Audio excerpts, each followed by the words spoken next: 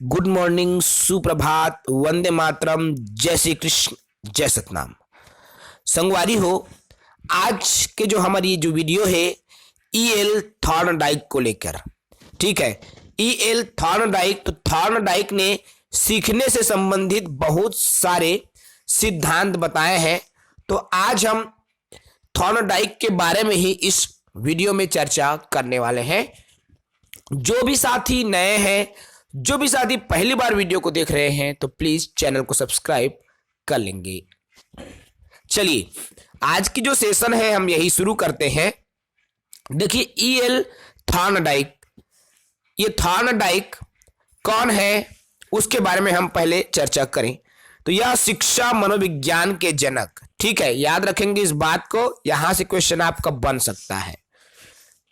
शिक्षा मनोविज्ञान के जनक किसे बोलते हैं? तो थॉर्नडाइक को कहा जाता है, ठीक है। शिक्षा मनोविज्ञान के जनक थॉर्नडाइक को कहा जाता है। थॉर्नडाइक अमेरिकी वैज्ञानिक थे, अर्थात ये अमेरिकी वैज्ञानिक है, अमेरिका के निवासी हैं, और ये पशु मनोवैज्ञानिक है, ठीक है। पशुओं पर बहुत ज्यादा इन्होंने अनुसंधान किया हुआ है थॉर्नडाइक ने, और नियम सीखने के बताए हैं। तो चलिए एक एक करके हम उनके नियमों को समझे। तो त्रुटि एवं प्रयास का सिद्धांत, ठीक है, त्रुटि एवं प्रयास का सिद्धांत। तो त्रुटि एवं प्रयास है ना। देखिए, थॉर्नडाइक ने प्रयास एवं त्रुटि का सिद्धांत दिया। वे सोचते हैं कि अगर किसी की उत्तेजना बढ़ा दे तो वह उसके प्रति अनुक्रिया करेगा, वह बार बार अनुक्रिया को दोहराएगा तो वह कुछ न कुछ सीखेगा। अर्थात साथियों देखो, त्रुटि एवं प्रयास का सिद्धांत कहता क्या है, इसमें थॉर्नडाइक इस सिद्धांत को दिया है। तो वो क्या सोचते हैं कि किसी व्यक्ति में यदि हम उत्तेजना बढ़ा दें तो भाई वो कुछ न कुछ करेगा ही, कुछ न कुछ सीखेगा ही, है ना। आप देखना, जैसे कोई व्यक्ति किसी काम को नहीं कर पा रहा है, हाँ कर कर कर सकित जावे, एकदम उसके पास में जाके हम उसको एकदम बोलने लगते हैं, कर कर तर सक, हाँ उठा दे जल्दी जल्दी, हाँ ऐसे करके, तो क्या सही में उसमें ताकत आ जाती है। आप उसको उत्तेजित करने की कोशिश करते हो ना भाई, तो क्या है उसमें ताकत आ जाती है, और वो क्या है उस काम को कर लेता है। तो यही है, ठीक है। तो चलिए इस पर हम प्रयोग को इसके समझें, प्रयोग को इसके जाने। तो देखिए, थॉर्नडाइक ने पिंजड़े में भूखी बिल्ली को बंद कर दिया था, है ना। एक पिंजड़ा था, उसमें बिल्ली को बंद किया था जो कि बहुत ज्यादा भूखी थी, है ना। और बाहर में एक मरी हुई मछली रख दिया था। उस पिंजड़े के बाहर में मछली रखा था जो कि मरी हुई मछली थी। अब पिंजड़े में एक लीवर लगा होता है, पिंजड़े में एक लीवर लगा था, पिंजड़े के बाहर मछली थी। अब उसी लीवर में पैर फंसता है, पहुंचता है बिल्ली का। अब वो लीवर क्या हो जाता है, पहुंचने के बाद लीवर में वो गेट खुल जाता है और बिल्ली भूख के मारे छटपटाती है। और वो क्या है, देखो, बिल्ली के भूख के मारे छटपटाती है, इधर उधर घूमती है, अचानक से उसका पैर लीवर में आता है ना भाई। शुरुआत में बिल्ली अंदर में पिंजड़े में है, और बाहर में क्या रखे हुए हैं, पिंजड़े में बिल्ली है, बाहर में भूखी, देखिए बाहर में जो मछली है मरी हुई वो रखा है। अब भूख के मारे उस मछली को पाने के लिए छटपटा रही है बिल्ली, है ना भाई। अब लीवर है अंदर में, अचानक से उसका जो पैर है उस लीवर में पड़ता है और उसका गेट खुल जाता है, और टपाक से क्या कर लेता है, उसको लपक लेता है, अर्थात उस मछली को खा जाता है ना भाई। अब इस प्रयोग से, थॉर्नडाइक के इस प्रयोग से क्या चीजें सीखे? देखिए, यह प्रयोग या सिद्धांत बताता है कि जब हम प्रयास करेंगे तो त्रुटियां होंगी। भाई बार बार प्रयास किया ना उस बिल्ली ने मछली को खाने के लिए, लगातार तो प्रयास किया, बार बार प्रयास करोगे तो क्या होगा, त्रुटि होगी, है ना भाई। तो बार बार प्रयास करती गई, त्रुटि होती गई, लेकिन अंत में क्या है, लीवर में पैर फंसा, गेट खुला और अपने लक्ष्य को प्राप्त कर लिया। लक्ष्य मतलब उस मछली को उन्होंने प्राप्त कर लिया। ठीक है, इस तरह से बालकों को सिखा सकते हैं, है ना भाई। अब इसी पर आधारित थॉर्नडाइक ने दो नियम बताए, एक प्राथमिक नियम और एक गौण नियम। अब कौन प्राथमिक नियम है, कौन गौण नियम है, इस पर भी हम विस्तार से चर्चा करेंगे। ठीक है, चलिए प्राथमिक नियम की ओर हम आए और गौण नियम। ठीक है, देखिए मुख्य या प्राथमिक नियम, अब ये क्या है, कुछ नियम है जैसे कि अभ्यास का नियम पहला। ठीक है, अभ्यास, यह नियम बताता है कि किसी काम का हम जितना अभ्यास करेंगे उतना ही ज्यादा सीखेंगे, है ना भाई। कोई भी काम बुता रहे, जब तक आप लगातार बार बार नहीं करिए तो वो काम ला आपन सीख नहीं सीख सकू का। आपन देखिया भाई, सुने हो या करत करत अभ्यास के जड़मती होत सुजान। भाई बार बार अभ्यास करे ले जड़मती अर्थात जड़ बुद्धि वाला भी सुजान हो जाते, दिमाग वाला बन जाते, लगातार अभ्यास करे ले, है ना भाई। ये तो स्पष्ट है, बड़े बड़े महापुरुष मन भी ये चीज कह चुके हैं, लगातार अभ्यास कर से ट्राई अगेन, फिर से कोशिश करो, है ना भाई। तो लगातार कोशिश करने से हर काम सफल हो जाता है। तो यही अभ्यास का नियम थॉर्नडाइक ने दिया है। दूसरा है तत्परता का नियम, मोस्ट इंपॉर्टेंट है साथियों, इनके एग्जाम में आएंगे ही, बिल्कुल आप इस टॉपिक को छोड़े मत, आज की क्लास को छोड़े मत। तत्परता का नियम क्या कहता है, किसी काम को सीखने के लिए तत्पर है तो उसे जल्दी सीख पाएंगे। उत्सुकता, देखो अब तत्पर कैसे होगा भाई, कोई भी काम में अगर आप मन के रुचि नहीं है, इंटरेस्ट ही नहीं है, तो काम ना सीखे सकिया। आपके ध्यान वो काम में नहीं रहे, एती ओती चक्कर मकर में ध्यान रहे। लेकिन यदि आपको वास्तव में उस काम में रुचि है, तत्पर हो उस काम को लिए, उस काम को करने के लिए, तो आप जल्दी सीखोगे, है ना भाई। सबके साथ ऐसा होता है। तीसरा नियम है प्रभाव का नियम। आप देखो, यदि सीखना संतोषजनक हो तो सीखना तीव्र हो जाता है, और यदि सीखना संतोषजनक ना हो तो सीखना संभव नहीं होता। थॉर्नडाइक ने इसी नियम को पुरस्कार और दंड से या दंड को महत्व दिया है। देखो प्रभाव, भाई सीखना संतोषजनक है, मान लो आप सही तरीके से संतोषजनक तरीके से यदि आप सीख रहे हैं तो बेहतर सीखेंगे। लेकिन आप में संतोष की नहीं है भाव, तो आप उसको नहीं सीख पाएंगे, है ना। अब देखो यहां पर आप सामने वाले को बता दोगे कि अच्छा करोगे तो पुरस्कार मिलेगा और बुरा करोगे तो क्या मिलेगा, दंड मिलेगा, है ना भाई। तो इसके डर से भी क्या है, बालक सीखता है। आप कहते ना, देखिए आप मन जितना प्राइवेट स्कूल आजकल चला तो ही कक्षा में पहला हिस्सा नहीं तेला शील्ड मिल ही, दूसरा ही तेला ये मिल ही, बोलते ना भाई। तो वो लड़का क्या करते, पाए बर भाई वो इनाम ला पाए बर वो ज्यादा मेहनत करते, ओकर प्रभाव पड़त है ओकर ऊपर, है ना भाई वो जो शील्ड आप मन देत हो ओकर प्रभाव हो ओकर लड़का में पड़ गए। अब मैं मस्त पढ़िया लिखिया तो पहला कक्षा में बोले शील्ड मिली।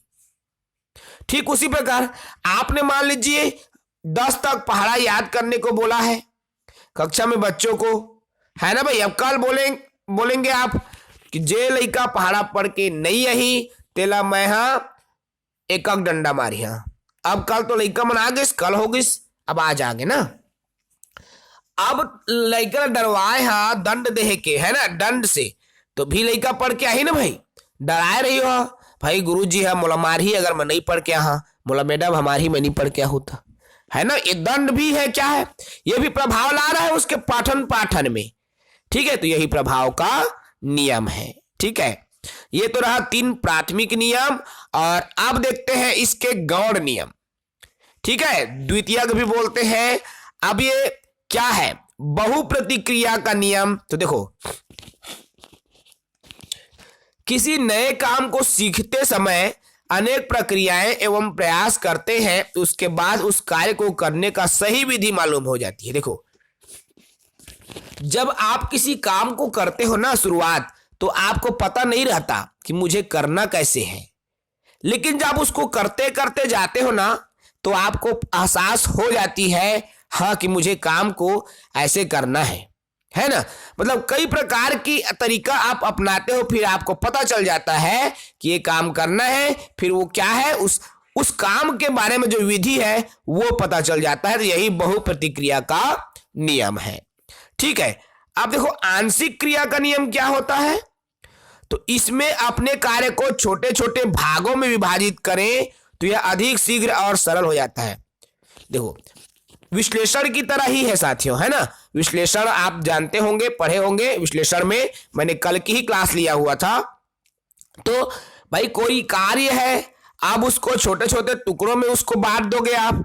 अब प्रत्येक टुकड़ों को जब आप लेकर अध्ययन करोगे तो क्या है, वो काम अधिक शीघ्र तरीके से और सरल तरीके से हो जाता है। यही आंशिक क्रिया का नियम कहलाता है। इसे ही तत्व प्रबलता का नियम भी कहा जाता है। ठीक है, अब देखो आत्मीयता का या आत्मीकरण का नियम क्या है। जब नए ज्ञान को अपने पूर्व ज्ञान से जोड़कर इसे स्थायी बना लेते हैं, इसमें अधिगम सुगम और सरल हो जाता है। इसे ही आत्मीकरण या सदृश्यता का नियम कहते हैं। देखो नए ज्ञान को पुराने ज्ञान के साथ जोड़ना, है ना। आपको कोई भी नया ज्ञान मिल रहा है, चाहे वो साइकिल चलाने का ज्ञान को बाइक के ज्ञान से या बाइक के ज्ञान को साइकिल चलाने के ज्ञान से जोड़ना, है ना भाई। तो क्या है, इसमें सीखना स्थायी होने लगता है। वही क्या है, आत्मीकरण या सादृश्यता का नियम कहलाता है।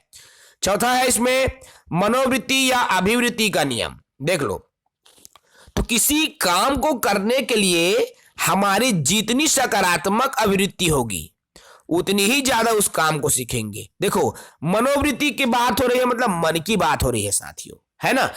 आपके मन है ही नहीं कहते हो काम ला करे मां, आप मन वो काम ला करे के प्रति आपके रुचि नहीं जाते तो का काम ला आप मन सीख सकिया, नहीं सीख सका, है ना। आपकी इच्छा, आपकी रुचि, आपके मन में क्या चल रहा है वही आपके कार्य को, आपके कार्य की गति को तय करता है। ठीक है ना भाई आप मन की इंटरेस्ट ही नहीं है तो काबर सीखिए भाई वो काम ला आप मन, ये बात है। पांचवा देखिए सहचर्य क्रिया का नियम। अब ये इस नियम का अभिप्राय है पहले की गई क्रिया को अन्य परिस्थिति में भी उसी प्रकार करना।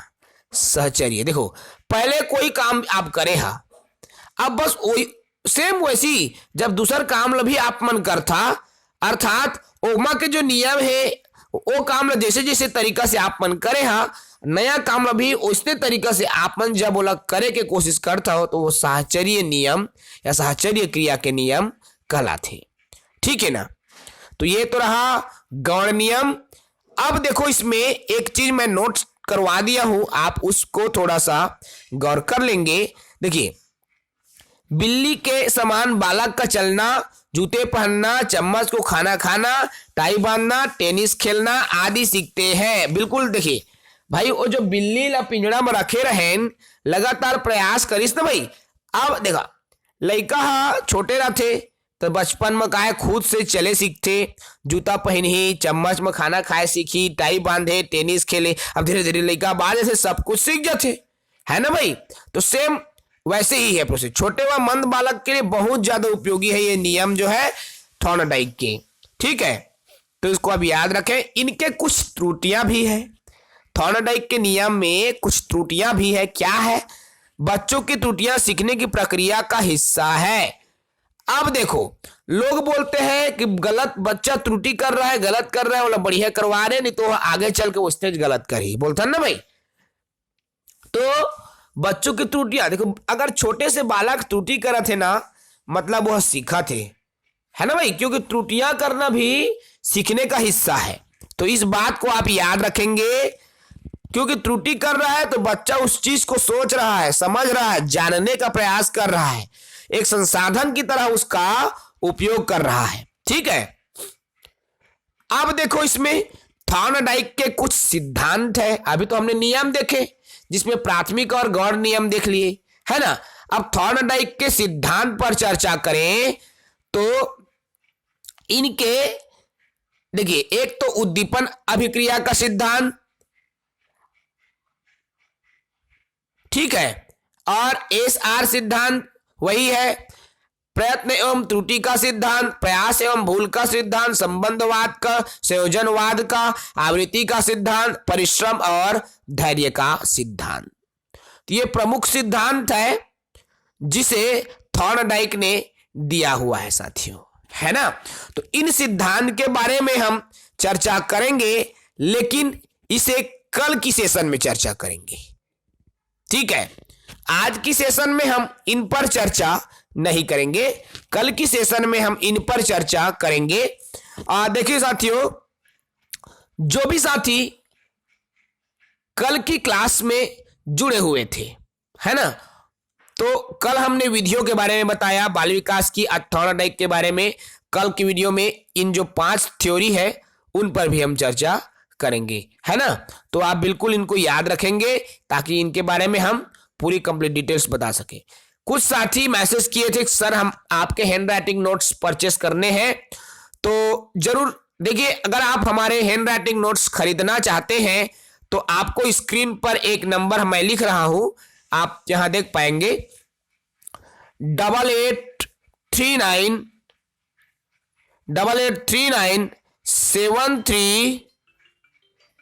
730092। इस नंबर पर आप कॉल करेंगे और आप हैंड राइटिंग नोट्स परचेस कर सकते हैं। 883970, सॉरी साथियों ये गलत हो गया है, एक बार और देखिए, 8839730092। इस नंबर पर आप कॉल करके हमारे हैंड राइटिंग नोट्स परचेस कर सकते हैं, ठीक है। तो चलिए आज की जो सेशन यही समाप्त करते हैं, कल की सेशन में फिर चर्चा होगी ये जितने बचे हुए हैं थॉर्नडाइक के सिद्धांत है उसकी। तब तक के लिए इजाजत दीजिए। जय हिंद, जय जोहार, जय छत्तीसगढ़।